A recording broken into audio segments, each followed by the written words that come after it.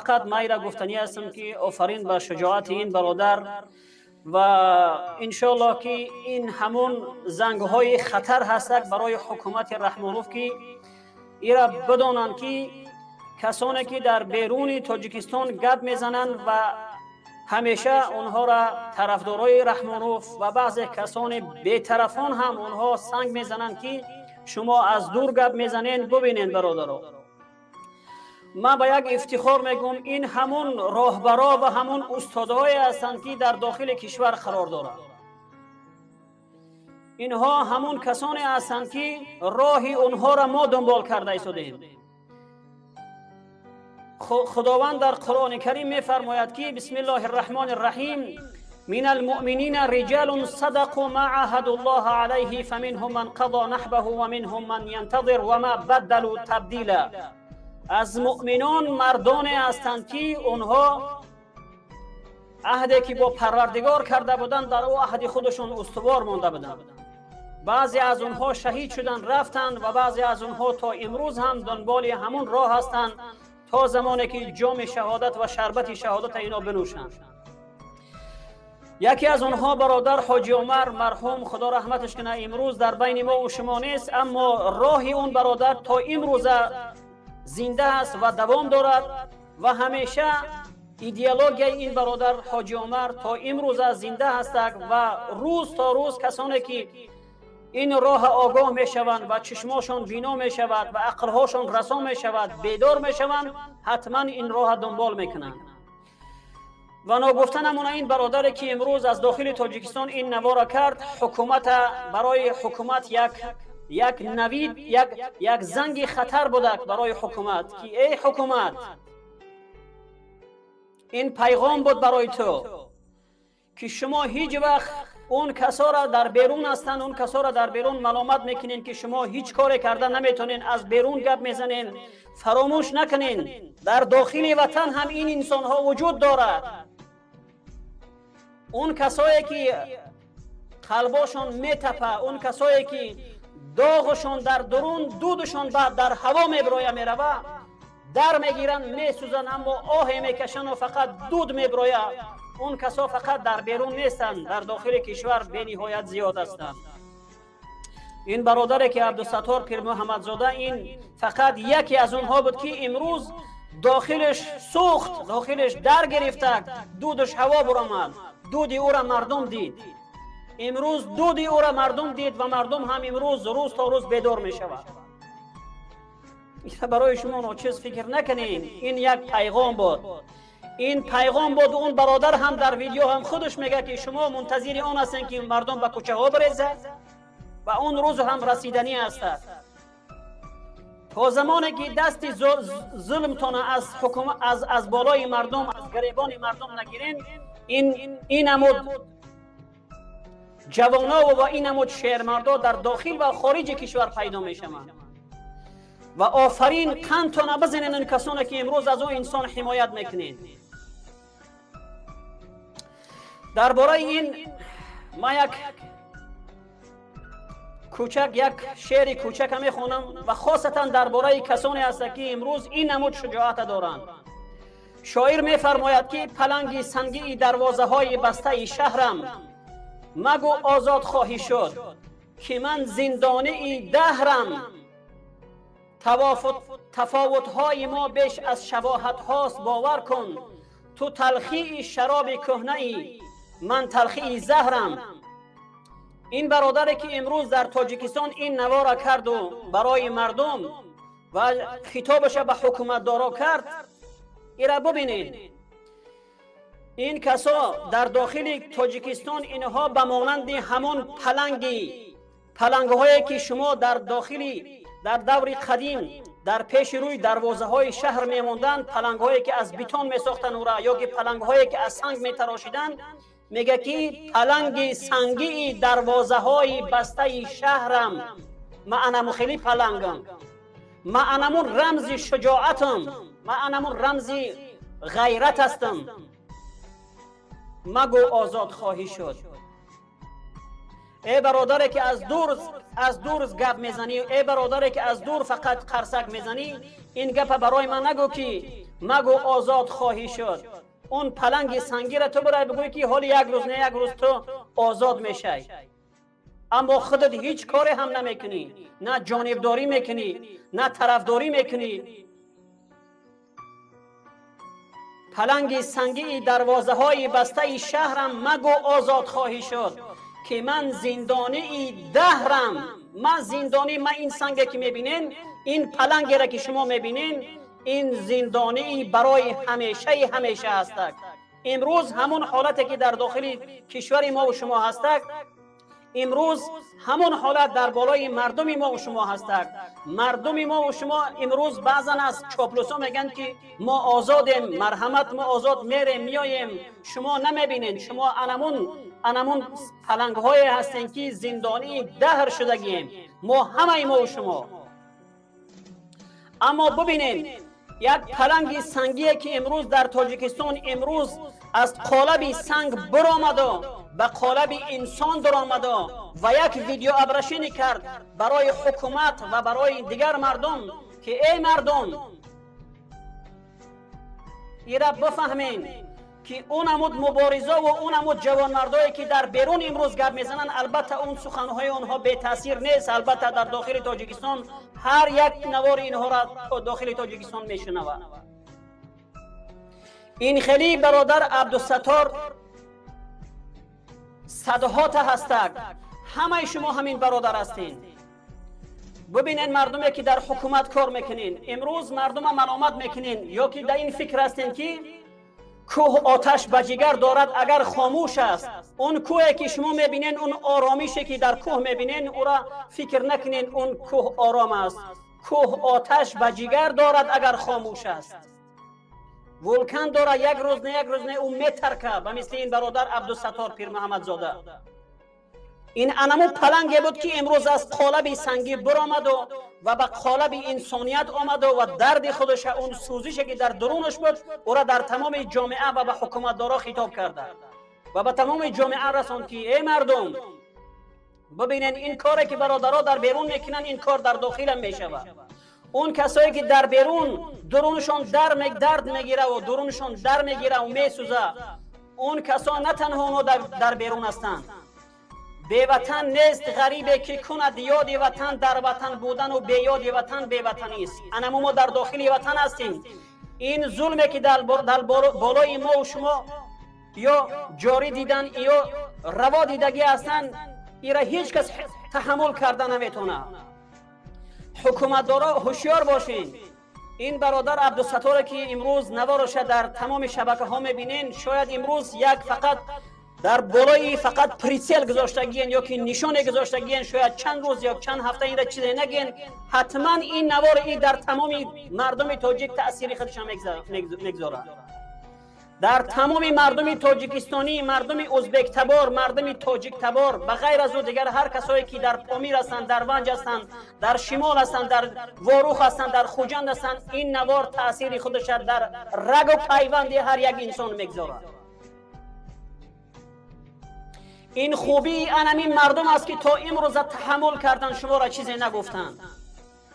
این خوبی و انمین مردم تاجیکستان است که امروز تا امروز تحمل کردن که شما چه وقت اصلاح میشین، چه وقت خوب میشین، اما متاسفانه شما اصلاح نشدین. این برادر امروز انمو دردی همه را گفت.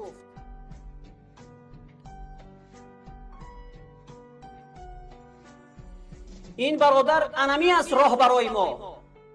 اینای کسایی که از داخل گپ میزنن، اینها هستن ما را راهبری میکنن.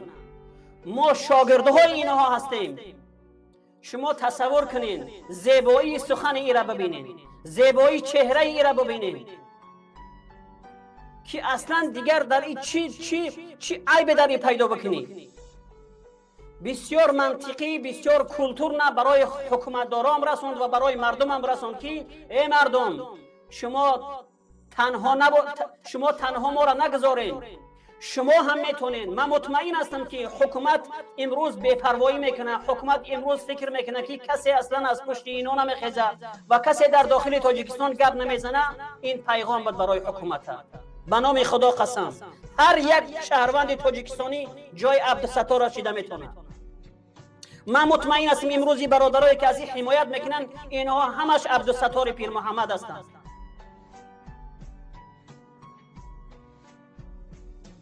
اینها همش انمونا هستند و خوش به حال کسانی که امروز حمایت میکنن از این برادر.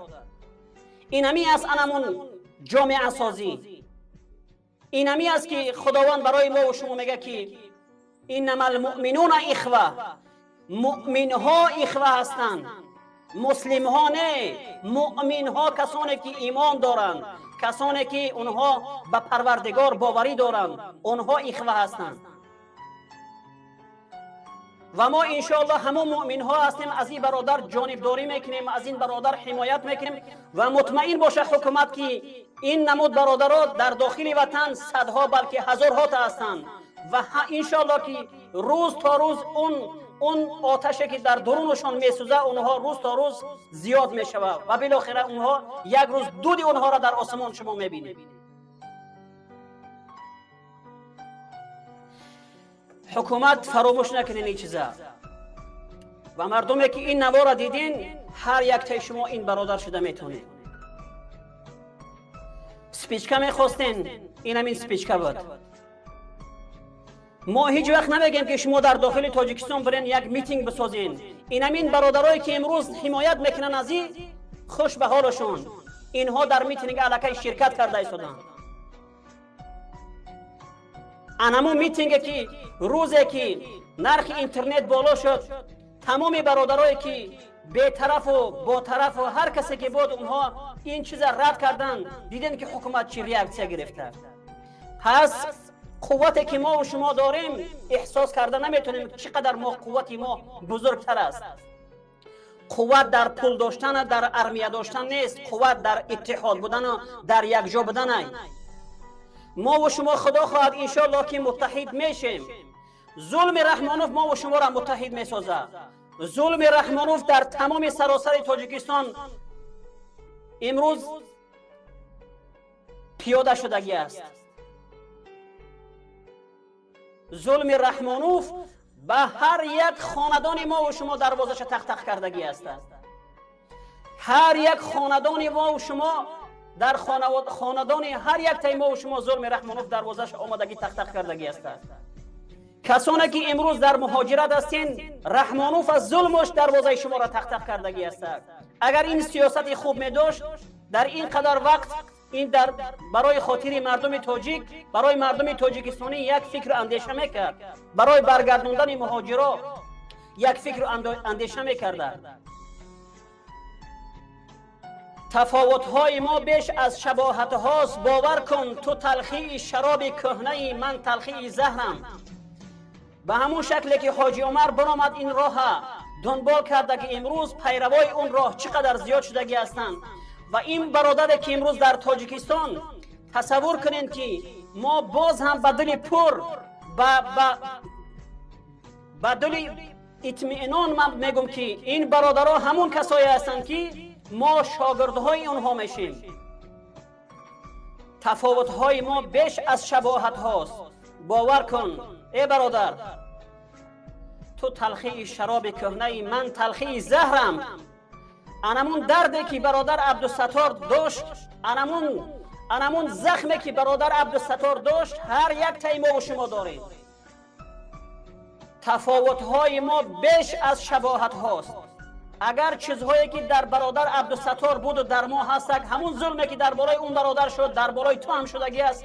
اگر این شباهت ها باشه، اگر این دردهایی که در بین هر دوتون هست این دردها اگر هم باشه، باز هم تفاوت‌های ما با این برادر زیادتر است. این برادر تصور کنید که در داخل وطن برآمد اعتراض کرده. تصور کنید که امروز این برادر فقط به یک ویدیو ابرشینش در رگ مردم تاجیکستانی داخل شد. محبت این برادر در رگ هر یک برادر داخل شده. چرا که حق گفته. کسانی که عالم هستند، کسانی که ملا هستند، پیروای دین هستند، اونها تا زمانی که حق میگفتند مردم اونها را دوست می‌داشت. روزی که در مقابل حق برآمدن اینها گپ زدن و از درد جامعه گپ نزدن، امروز مردم اونها را نفرت میکنند. همین گپ درست است یا که نه؟ 100% هر یک تا شما قبول میکنید که تا زمانی که اون علماها از حق حمایت میکردن، تا زمانی که مردم اون علماها و اون وظیفه‌دارا و مسئولینی که از درد جامعه، از درد مردم گپ میزدن، اون وقت محبت اونها در قلب مردم بود. روزی که اینها انگشت اشاره در طرف حق کردند و ملامت کردند، سنگ ملامت زدند، از همون روز جامعه اینها را نفرت کرده ایستاده است. این برادر فقط به یک ویدیو ابرشینش محبت تمام مردم جلب کرد. چرا؟ به خاطر حق گفته. ببین یک برادری که ما میگیم که تفاوت‌های ما بیش از شباهت هاست، باور کن برادر عبدالستار، فرق بین ما و تو بسیار زیاد است. تصور که برادرایی که در بیرون گپ میزنن، اینقدر مردم میگیم که آشکار ببروین صحبت کنین، اینقدر مردم میگیم که ای مردم دیگر نترسین، اما فرقیت شما را دیدین. شما هستین استادا، شما هستین کسانی که این ملت بیدار میشود. اگر چندی که امروز خدمت‌های ما به داخل وطن به مردم رسیده باشه، اما فراموش نکنین شما قابل احترام هستین. یک ویدیو نوار شما حکومت با مردم در حرکت درآورد. این از فرقیت. چرا؟ تو تلخی شراب کهنه، من تلخی زهرم. امروز ما کسایی که در بیرون گپ میزنن اینها تلخی زهر است. هر چقدر که زهر تلختر بشوه همون قدر آدم از زود میکشه. هر چقدر که زهر کهنه‌تر بشوه همون قدر تلخیش زیاد میشوه. امروز این کسایی که در بیرون گپ میزنن تلخی اینها در قرطق رحمانوف است. اینها در قرطق همون کسانی هستند که نسبت تو ظلم کردند. اما تلخی تو تلخی شراب کهنه ای. تو ببینین شراب کهنه هر چقدر که شراب کهنه میشوه، شراب کهنه را اگر بدونین قیمتش بالا هست. این برادرها اینها اگر چنده هم که در داخل وطن هستند، امروز یک سخن اینها انسان‌های با تجربه یا انسان‌هایی هستند که ارزش اینها، قیمت اینها بالاتر است. مرا ای ماهی عاشق رها کن، فکر کن من هم یکی از سنگ‌های کوچک افتاده در نهرم. ای برادری که میگه از دور فقط ماشاءالله بهترین شعری نری، این گپا را میگه یک طرف بمان، این گپا را میگه یک طرف بمان. این خیلی تعریفات این خود ما این کار نکردیم، اون برادر این کار نکرد که در داخل فیسبوک و در داخل شبکه‌های اجتماعی اون زوزده بشه. اون نمایندگی از 8 میلیون 9 میلیون کرده و تمام او را برای خودش قبول کرد. بالاخره کفید و نمایندگی از من و از تو و از دیگر و از زن و مرد و کودک و جوان و پیر از همه کرده. او این گپ زده، اون در داخل وطن این گپ برای حکومت دارو زد. پس چی نموت فقط یک نظارگر میباشی. میگه مرا ای ماهی عاشق، ای کسی که تو عاشق هستی، به مبارزه و به مبارزه و به حق گویان این گپا را یک طرف بمان. تو نگذار این برادر تنها، مبارزه را تنها نگذار، مبارزه را و حق گویان و آزادی خواهان تنها نگذار. مرا ای ماهی عاشق رها کن، فکر کن من هم یکی از سنگ‌های کوچک افتاده در نهرم. این همی چیزا فکر کن، اون هم به مثل ما و شما یک انسانی زندگی داره، زن و فرزند داره، خلاصه یک زندگی معمولی داره، کدام کارمند حکومت نیست. اما او نمایندگی از هر یک تای ما و شما کرده که و درد جامعه را به حکومت دارا رسونده.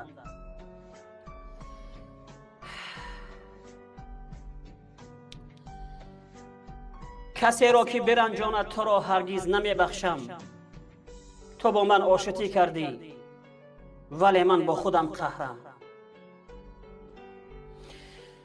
ببین برادری که امروز از تاجیکستان این خطاب برای مردم و برای جامعه و برای شهروندها و برای حکومتدارا کردی، ایرا باید هر یک فرد تاجیک و هر یک شهروند و هر یک کسی که درد داره باید این گپ در خودش بگیره. کسی را که برنجاند تو را بعد از این ویدیوت هرگز نمیبخشم. تا زمانی که خون در بدنمون میگرده ما مبارزه میبریم و اون فضایی که تو خواستی و اون جامعه‌ای که تو خواستی و اون زندگی آسوده و زندگی آرامی که تو خواستی، حتما این برادرایی که امروز از تو حمایت میکنن و او کسایی که چی از گروه 24 هستند و چی آزادی خواه هستند و یا کسایی که عموما از هیچ گروهی نیستند اما همچون یک انسان، همچون یک شهروند از تو حمایت کردگی هستند، این پیغام اینها بود به تو برادر. کسی را که برنجاند تو را هرگز نمیبخشم. اینها هیچ وقت نمیبخشم. کسی که امروز اگر در نسبت تو دلی جنایی میکشاید، اگر اون کسی که تو را بد میگه، اون کسی که تو را خائن میگه، هرگز نمیبخشم. اینجا خطاب برای هر یک تای ما و شما است. ما هیچ وقت اون کسی نمیبخشیم. ما حتما از اون انسان انتقام میگیریم. هر کسی که انگشتی ظلم از طرف تو اشاره کرد، هر کسی که دستای خونالودش در گریبان تو گذاشته، حتما چلیکای او را ما میشکنیم انشاءالله. کسی را که برنجاند تو را هرگز نمیبخشم. تو با من آشتی کردی ولی من با خودم قهرم. خودت برادر بالاخره آمدی، اون کاری که مبارزه میکنن اون کار کردی، اون آشتی کردی با این مردم، اون آزادی خواه، این مردمی که مهاجر هستند. این دردی ما اینها بوده، اون سوزشی که در درون تو بوده و اون دودی که در آسمان برآمد، اون آتشی که در درون تو سوخت و دودش در آسمان برآمد، اون آتش هر یک شهروند تاجیکستانی بوده.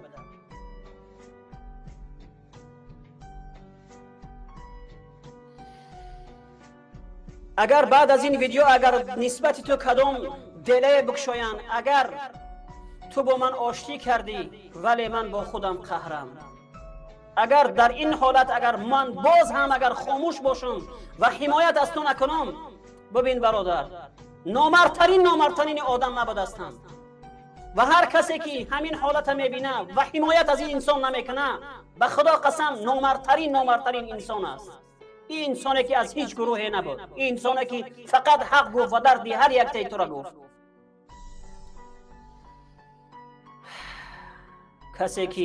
کسی را که برنجاند تو را هرگز نمیبخشم.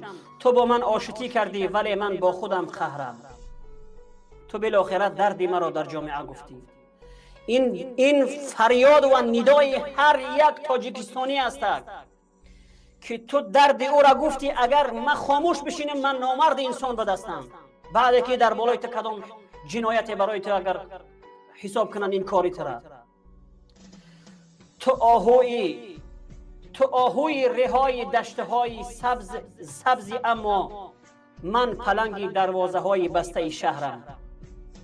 میگه ای برادر، روزی که تو پلنگ بودی، روزی که تو از قالب پلنگ برآمدی و به قالب انسان آمدی و سخن گفتی و کفیدی و ببین برادر، تو دیگر بعد از این اون انسانی هستی که تو طلسم رحمانوف شکستی، تو طلسم ترسی که در داخل وطن بود او را شکستی. این چیزی که تو کردی، این آزادی که برای تو آمد رسید، دیگر بعد از این هیچ حدودی نداره. تو آهوی رهای دشته های سبزی، اما من پلنگی سنگی دروازه های بسته شهرم.